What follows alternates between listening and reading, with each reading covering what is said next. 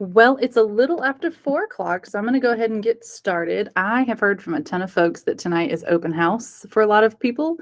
So I'm just going to record this. And if you are watching this later, I hope you had a great open house. It's not a lot of like earth shattering things I'm going to share today, but just some of the stuff, some of the things that I have done and still do for routines and management of your classes. I don't know if you're like me, but at the beginning of every year, just before the beginning of the year, I start to get a little panicky because I'm like, I don't know how to teach. I've forgotten how to teach. What do I do? What are my routines? How do I communicate these things? I started my career teaching middle school.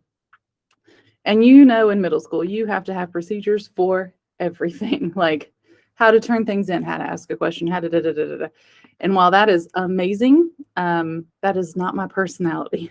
So some of the things that I share with you, you might be like, yeah, but how do you have the kids ask to go to the bathroom? Like it's really a little bit more chill in my class. I teach them when it comes up. So let's go ahead and get started. If I can remember how to work Google. All right. So like I said, welcome back, everybody. All right. So I'm going to go over a couple of routines, a couple of things I do for management, talk about planning ahead. And even though I think I'm the only one tonight, if you guys have any needs or wants, we'll get to that. And if you are watching this offline, you can still do a certificate of attendance. Okay, so when we start talking about routines, the first and most important thing that I do in my classroom that is a routine that actually helps with behavior management is I follow the everyday IPA format. So every day in class, we do 5 things. We have a warm-up, we have the lesson, we have an interpretive task, an interpersonal task, and a presentational task. This year, I'm going to add in something before the warm-up. I'll talk to you about that in a minute. But I have really come to realize that doing these 5 things every day, it works for me in how I start planning. It also helps for management because kids know what's coming, what's going, what to expect. They get in a routine. And as much as they probably say they don't like being in a routine, I think they actually do because they don't feel confused and lost. And they know exactly where you're starting and where you're going. So the thing that I'm adding in before the warm-ups today, before the warm-ups this year, what I'm hoping for is sort of like a little pre-warm-up, I guess. If you saw my tweet earlier this month, I do not do free voluntary reading, but I really want to start. So I printed out a lot of these cool infographics, and we're going to do reading on Mondays. And then on Tuesdays, I got this idea like, ask your teacher, ask them any questions. I got it from a wonderful colleague in McDonough, Georgia, Camille Toppin. She used to do this thing with the kids where they could just ask her any school appropriate question. And I thought, man, that is a really cool way to get to know kids and to make them feel comfortable. So I'm going to be starting that on Tuesdays where my kids I'm going to probably give them a sheet of paper or a sticky note or something. They can write whatever question they want. I'm going to let them literally throw it at me. I'll catch them and like open them up, whatever. And just silly questions. I'm going to reuse some of our Manie Musicale. If you are a French teacher, if you have done the Manie Musicale, they're still on the YouTube channel. So I'm going to recycle some of those and just play a video every Wednesday, little music, get some feedback from the kids. And then on Thursday, we are going to just come up with things that you would like. So we're going to start off giving them that grammatical structure kind of early. And then on Fridays, I like to do Student of the Week. So I recognize a student every week. And so we will do Student of the Week Fridays. So that's just another little thing you can do that kids will probably look forward to. I'm assuming that the music and the asking your teacher any question are going to be big hits this year. So another routine. Now this looks a little overwhelming on the screen, so let me walk you through it. I think that I have a preview. I think I have the laser pointer. Okay, so we're on block schedule, and it's 4x4, so we only have our students for a semester at a time. And we're going to start doing, we have about 6 units that we're going to do. And so when you do the time breakdown, it's like 14 days basically for each unit, which is really, really fast. So what we have done as a team, we got together this summer and sort of came up with plans and materials. And what we're going to do is each one of these boxes is a day. So day 1 of our unit, we're going to learn stuff. Day 2, learn stuff. Day 3, learn stuff. Day 4, learn stuff. And then on the 5th day, we do like, it's sort of like a review thing, these interpersonal can-do statements. Meredith, I got the idea from Meredith White. So it's a list of all the things that they should be able to do from the last 4 days of learning. So we have a partner activity with that, and then we do a free write, like a 4-minute free write at the end of the week. Or if you have to do a quiz, we do a quiz. So the 5th day of our unit is kind of like a formative, like a super formative, I guess. It's not really summative, but it's they're bigger grades, I guess. And then we repeat that for the 2nd week. So we're going to learn some more, learn some more, learn some more, learn some more. And then on day 10 of our unit, we do the next set of can-do statements. And then we do the 2nd quiz or free write. Look, I can tell I copy and pasted. That should say quiz 1. So we have 2 weeks of that structure. And then the last part of the unit, we have a little mini project. And so in level 1, we don't have 3 days for project. In level 1, we have like 1 work day and 1 presentation day. But typically, it's 2 to 3 days of a little mini project that sums up all the stuff that they have learned. And then the last day of the unit is make up any work that you're missing. And we do another free write for the entire unit. So basically, it's these 2 free writes, the information that they use there. We are hoping, yes, I'm still here. We are hoping that kids can add more stuff and we give them double the time on the summative, and that's our unit test grade. So that's kind of a long explanation of this is how we organize every unit. So kids know sort of what to expect from unit to unit. And that helps sort of ease them into everything. All right. The other thing that's really amazing is if you use a common rubric or a common activity sort of description, the kids don't have that learning curve every time you do something. So these are just rubrics that I pulled from the ACTFL IPA textbook. These are available online, but I think you have to pay for them. So I didn't give you the full thing here, but just Google ACTFL IPA rubric. That's where I came up. That's where I got these. Or you can get them from the book if you buy the book.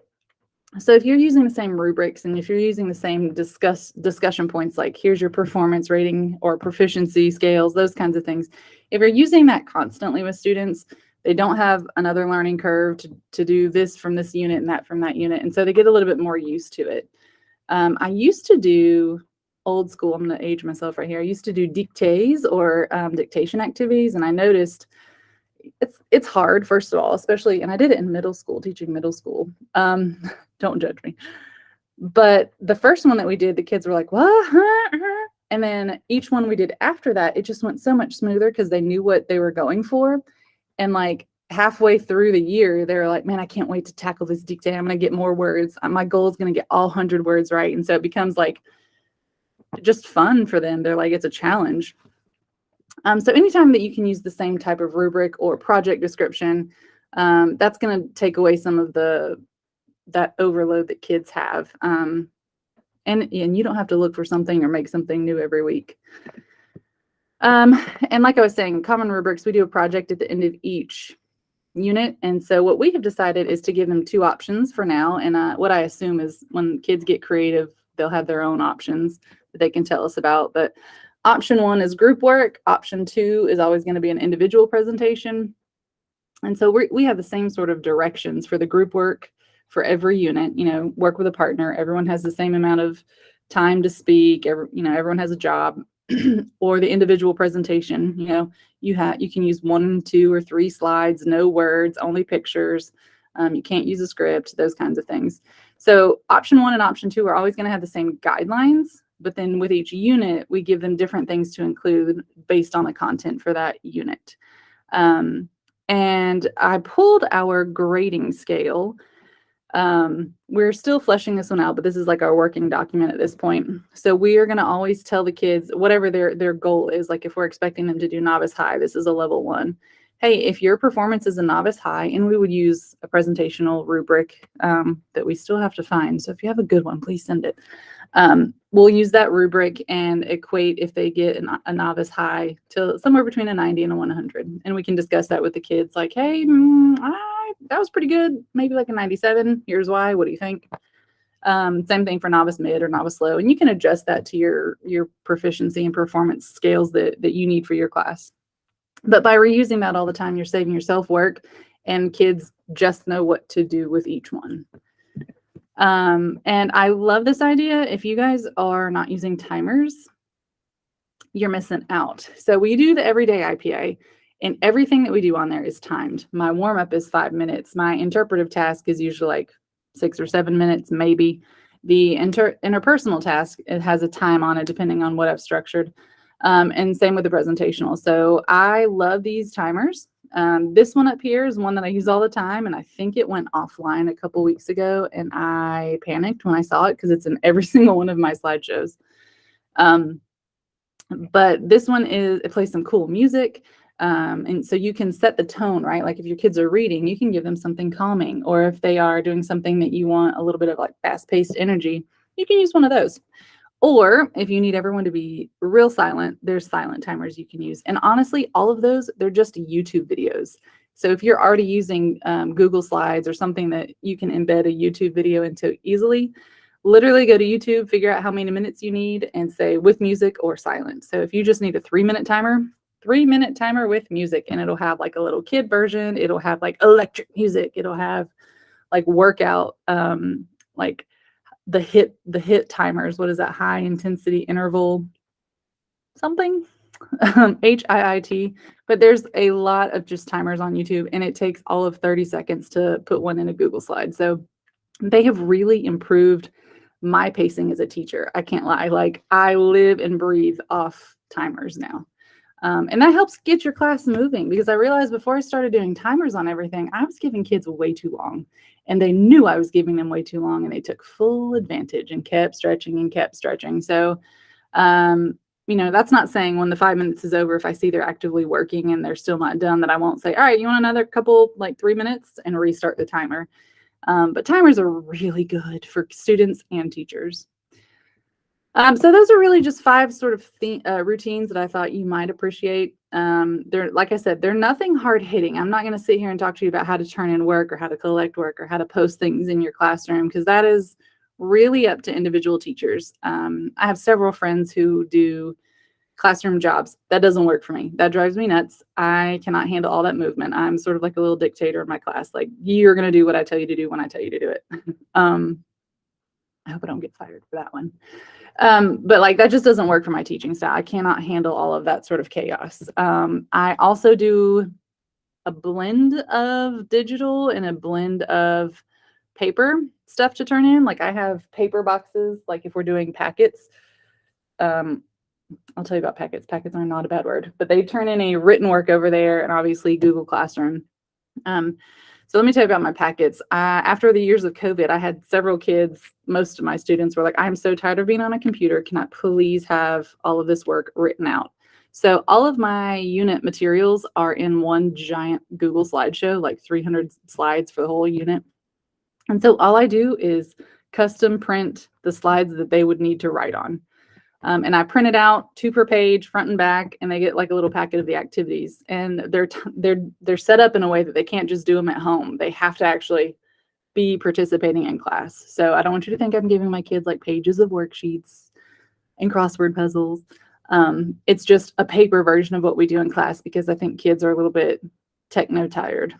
But if you need some advice on those kinds of things, like how to get kids to turn in work or classroom folders, I know Meredith White has like a whole wall of folders and stuff.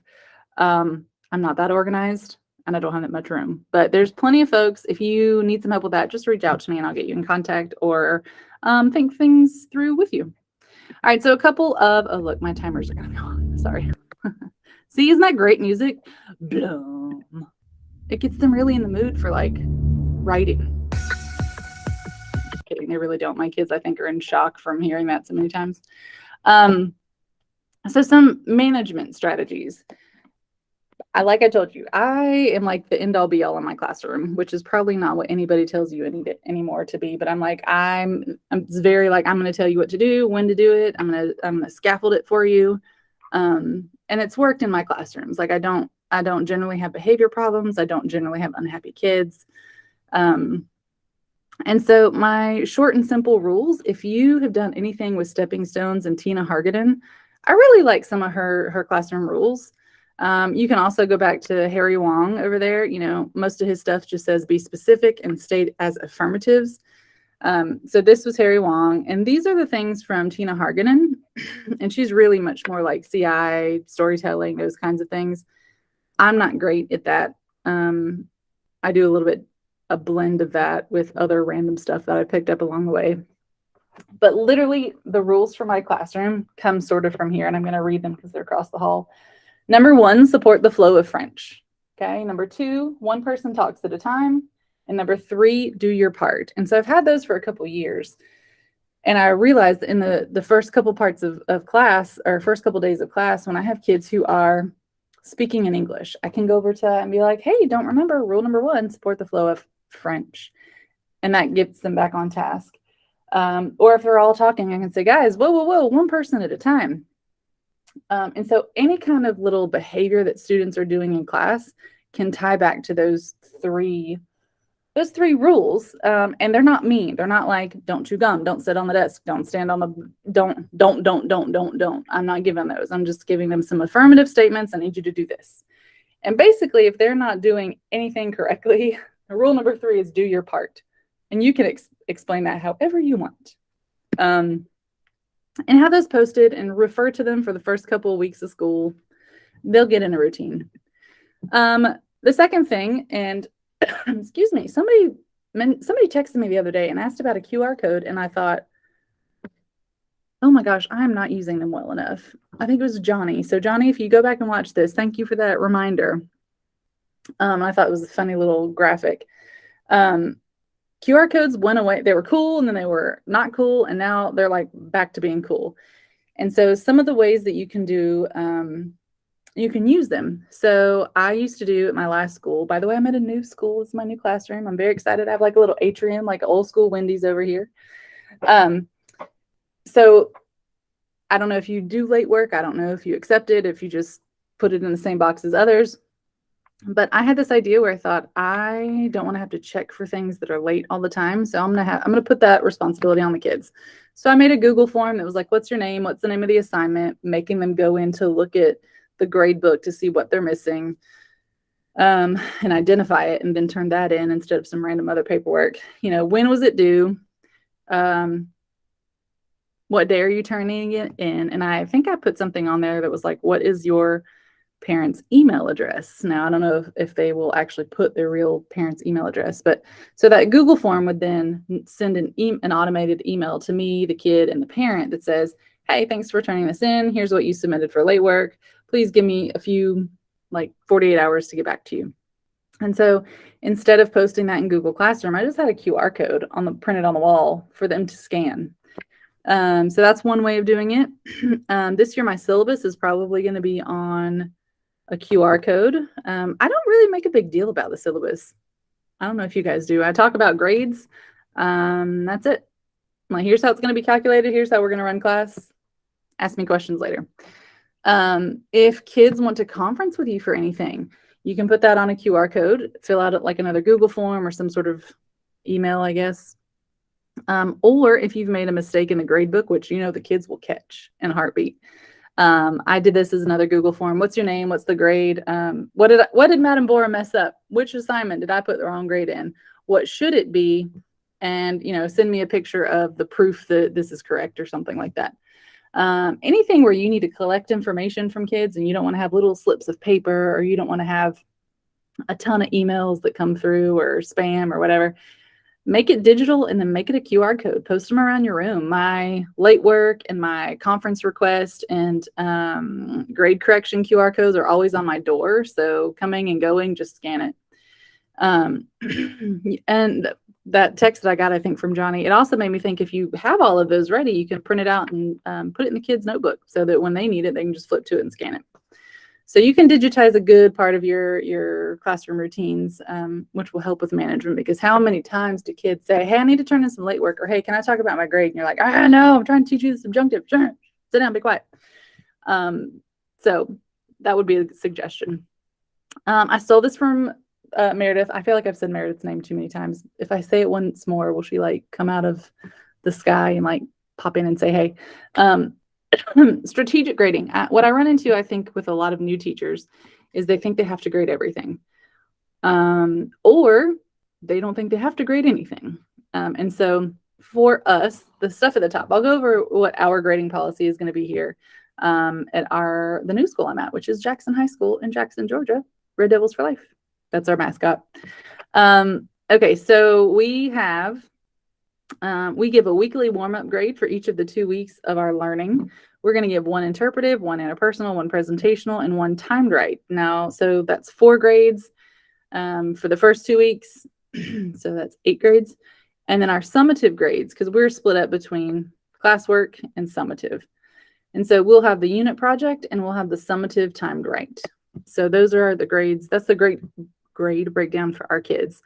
And even within that breakdown, we have folks who are doing it in different ways. So I will take just one interpretive activity. I will take one interpersonal activity and one presentational activity. My colleague Raul and our other colleague Christina, instead of doing just one, they gave credit for doing every single one that week. And so what we do is we give, I think it's 10 points for it's 10 points for all of the formative or classwork, and then the project and the timed right, I think, are 100 points. I could have that wrong. And that time, this short timed right might actually go over here. I can't remember. I need to check myself. I need to check the syllabus that I just told you I don't pay much attention to. So that's what we do here at Jackson High School. But this is the thing I stole from Meredith. So I'm not going to go over her thing, but she just breaks it down into small, medium, and large grades. I think she's got a really good tweet about it and probably YouTube videos. So if you just look up Meredith White, which is at PRHS Spanish. That's right. Peachtree Ridge High School Spanish. That's her Twitter handle. She's got all that stuff on there. So go dig through her stuff. It's great. And early in my career, a sweet, sweet lady named Corinne Barnes, she told us one time in a meeting, overplan. Plan so many activities that if you don't get to them all, okay, that's fine. Because the worst thing that you can do is have time with kids that they don't have something to work on. That's when you're going to have crazy behaviors. That's when you're going to have sleeping. That's when you're going to have total disengagement. So even if, just plan as much as you can and then add like 10 more minutes worth of stuff, because we've all hit those days where we go to teach this lesson we think is going to take 89 minutes. And it takes about 45 in the end. And you're like, well, now what? Please don't let an administrator come in and evaluate me while I'm sitting here scratching for something random for them to do. So the more that you can overplan, the better.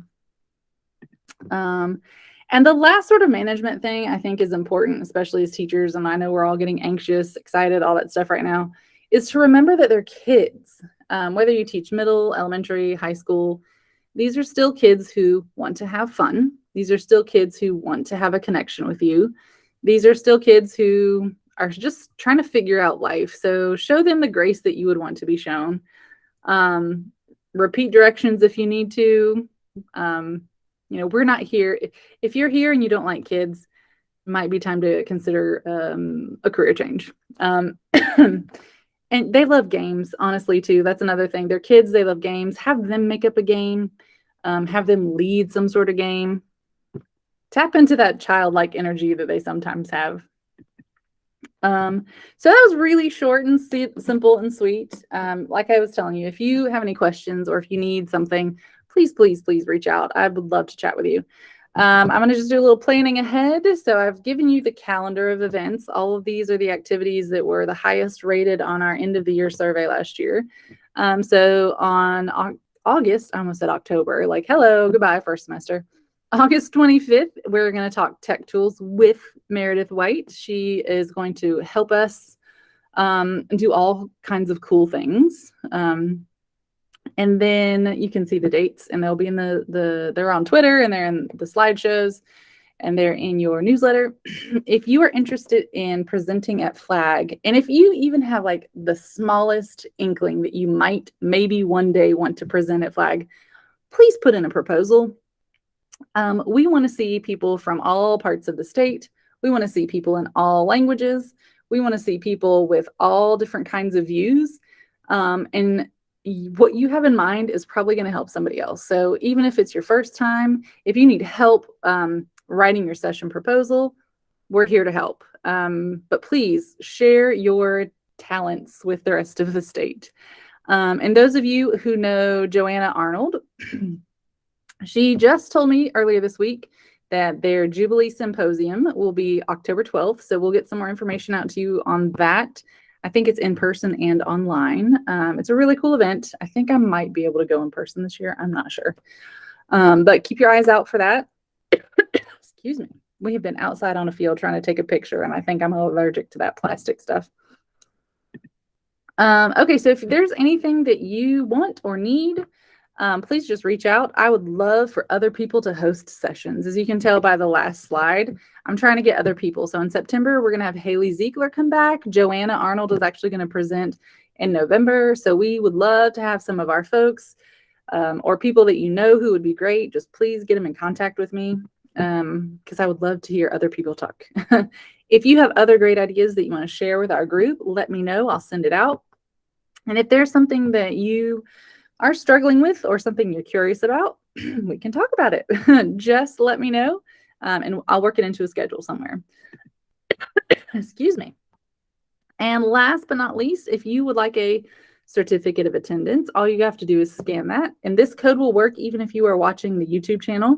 It will work all the way until the week of, typically the week before our next session, and I go in and change the name of on the certificate. So if you're watching this, try to get your certificate done before the last week in August, but I can also make you one. Just let me know. All right. Okay, Starlight folks, I hope that you all have a wonderful back to school. I hope that you have a wonderful year. And I look forward to seeing you all again.